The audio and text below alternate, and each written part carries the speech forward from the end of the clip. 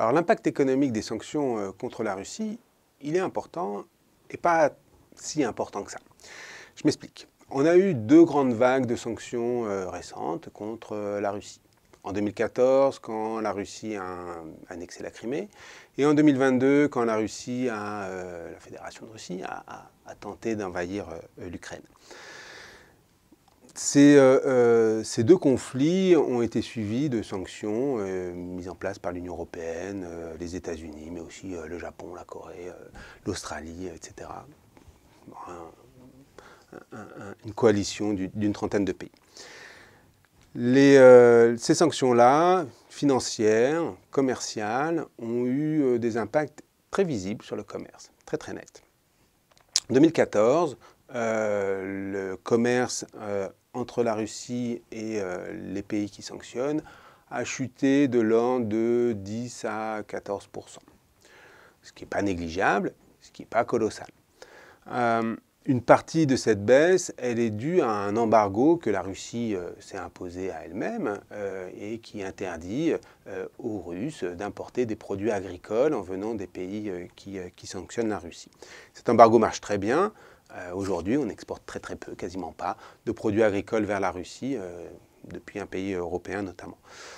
Mais l'agriculture ne représente pas non plus un poids énorme dans le commerce entre l'Europe et la Russie, et donc ça contribue assez peu. L'essentiel de la perte de commerce, elle est liée à des sanctions qui touchent d'autres secteurs et à des effets qui sont annexes, qui ne visent pas à restreindre le commerce, mais qui touchent les secteurs financiers et par répercussion, qui impactent les échanges commerciaux. En 2022, la chute de commerce, elle est beaucoup plus importante parce que les sanctions sont beaucoup plus fortes. Et là, pour le coup, on a des sanctions commerciales très nettes avec des interdictions d'exporter un certain nombre de produits, notamment des produits duaux, c'est-à-dire des produits qui sont à usage à la fois civil et militaire. Là, le commerce international entre l'Europe et la Russie, l'Union européenne et la Russie, il a été divisé environ par 3. Donc on a une chute qui est beaucoup plus importante. Pour donner un ordre de grandeur, on est revenu au niveau de commerce qu'on avait au début des années 2000. Encore une fois, hein, cette perte de commerce, elle est liée à deux choses. D'une part, à une montée de l'instabilité politique qui ne donne pas tellement envie de commercer, ou à un retrait volontaire des entreprises. Ce n'est pas très populaire pour son image de marque de faire un grand chiffre d'affaires en Russie quand une hostilité très affichée apparaît entre son pays et la Russie. Et puis aux sanctions elles-mêmes. Alors, il est toujours difficile de distinguer les deux, mais les économistes arrivent à des outils d'analyse de données qui leur permettent de distinguer. Et une part importante, en tout cas pour 2022, est liée aux sanctions. Un point important,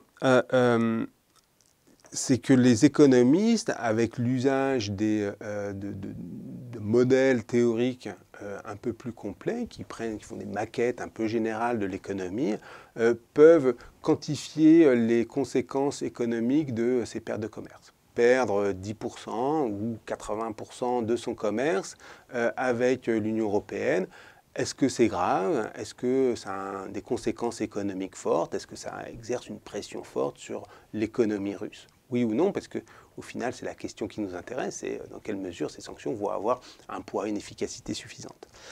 Et donc ces modèles qui sont calibrés sur des vraies données, sur les données observées, nous donnent des résultats qui sont un peu mitigés. Pour donner des ordres de grandeur, on estime que les sanctions contre la Russie en 2014 ont entraîné une perte de bien-être en Russie de l'ordre de 1,4%. En 2022, la perte de commerce est beaucoup plus importante, donc l'impact sur le bien-être moyen en Russie est plus important. Il est de l'ordre de 2,6%. Alors, moins 2,6% de bien-être, qu'est-ce que ça veut dire? Pour simplifier, on peut dire que c'est à peu près une perte de pouvoir d'achat, de revenus réels, de 2,6%. Est-ce que c'est gros ou est-ce que c'est pas gros? À l'évidence, c'est pas énorme. 2,6%, c'est pas agréable, c'est significatif, mais ça ne nous empêche pas de vivre.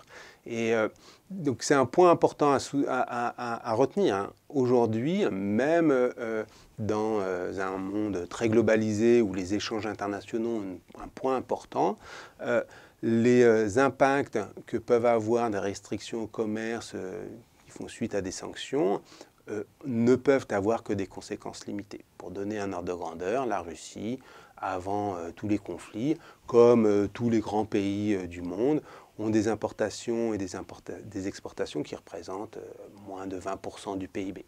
Donc quand on a des sanctions qui mordent un petit peu dans ces 20%, on ne peut pas s'attendre à des conséquences économiques catastrophiques.